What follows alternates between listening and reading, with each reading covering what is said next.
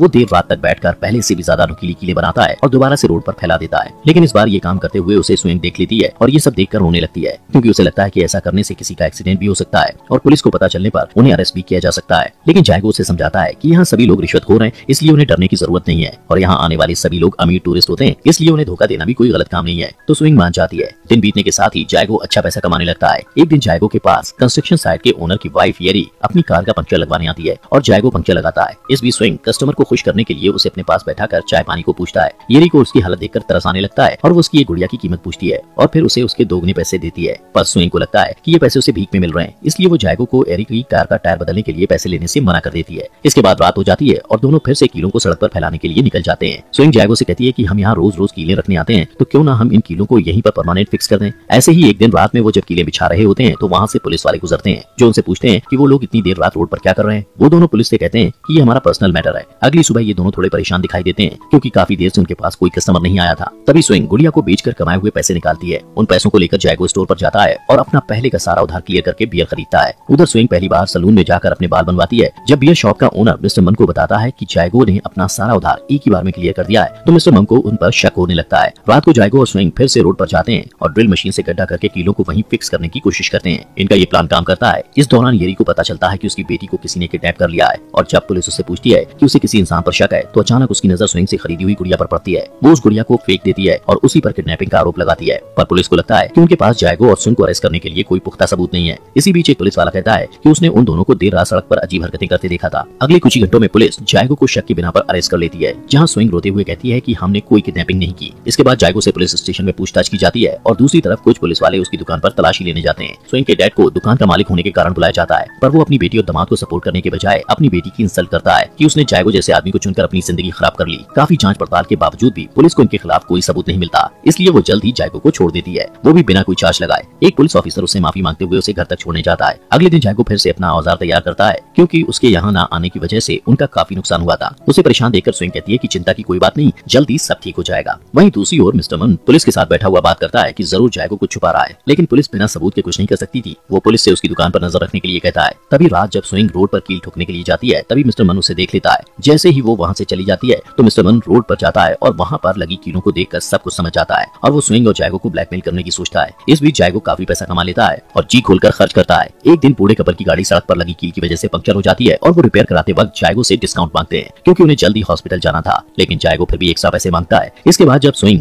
Grocery store पर जाती है तो वहाँ उसे मिस्टर मुन मिलता है, जो कहता है कि मुझे तुम्हारी कील वाली चाल के बारे में पता चल चुका है और अगर तुम चाहती हो कि मैं इस राज को राजी रखूं तो इसके बदले तुम्हें अकेले में मुझसे मिलने आना होगा। उस रात दोनों में से